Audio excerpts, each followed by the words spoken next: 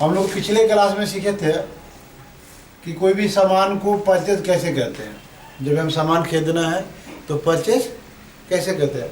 आज का हम क्लास में सीखते हैं कि जो परचेज हो गया है, पेमेंट, परचेज गुड्स,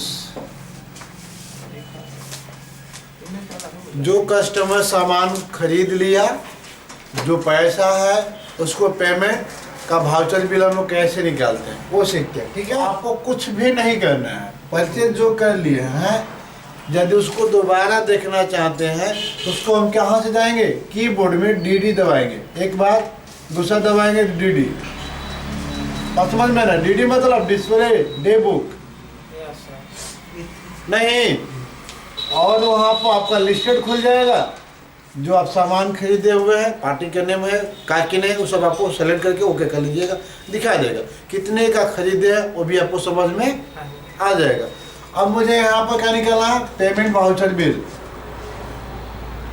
तो हम पिछले भी क्लास में बताए थे कि वाउचर एंट्री में जाना होगा और उसमें कौन सा की क्या दबाएंगे वो आपका बॉक्स खुलता है।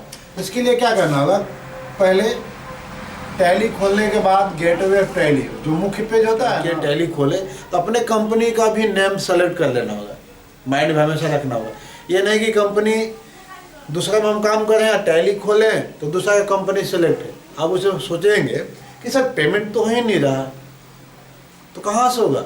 आप पहले मिल्टन कंपनी में काम कर रहे हैं, आप LG कंपनी खोल दिए हैं, तो LG में तो कोई सामान किनिएगा तब ना पेमेंट कीजिएगा। बात समझ में आ रहा है। यानी जिस कंपनी में हम सामान खरीदे हैं उस कंपनी को पहले सेलेक्ट करना ही होगा। कैसे सेलेक्ट कंपनी करते हैं ये भी सारा बता चुके हैं। ठीक है, चलिए, तो हमें गेटवे ऑफ टैली में जाना, इन्वेंट्री वाउचर हो या अकाउंटिंग वाउचर हो, दोनों में हम कहीं भी जा सकते हैं। तो अभी हम कहाँ जा रहे हैं, इन्वेंट्री वाउचर में। थोड़ा सा हैंडराइटिंग आपको प्रॉब्लम आ रहा होगा, ध्यान दीजिएगा। तो यहाँ पे एक बॉक्स खुलता है, क्या खुलेगा, ओपन बॉक्स खुलेगा। तो यहाँ पर क्या करना होगा, प्रेस की, क्या, और किसके लिए, किसके लिए करना होगा, पेमेंट वाउचर के लिए। तो कौन सा की प्रेस करना होगा कीबोर्ड में, F5, ओपन बॉक्स, क्योंकि यहाँ बॉक्स खुल जाएगा। क्या खुलेगा, चलिए ध्यान दीजिएगा, देखिए ध्यान दीजिएगा। तो हम जब F5 दबाएंगे तो एक बॉक्स खुलेगा, किसका, पेमेंट का। तो यहाँ पर आपको अकाउंट होगा, यहाँ पर आपको डेट आ जाएगा। अब ये पेमेंट जो है आप चेक के द्वारा दीजिएगा, कैश दीजिएगा। तो जैसे दीजिएगा, मान लेते हैं कैश देना, तो यहाँ पर क्या सेलेक्ट करेंगे, कैश सेलेक्ट करेंगे। यहाँ पर आपको पार्टिकुलर हो जाएगा और यहाँ पर आपका अमाउंट हो जाएगा।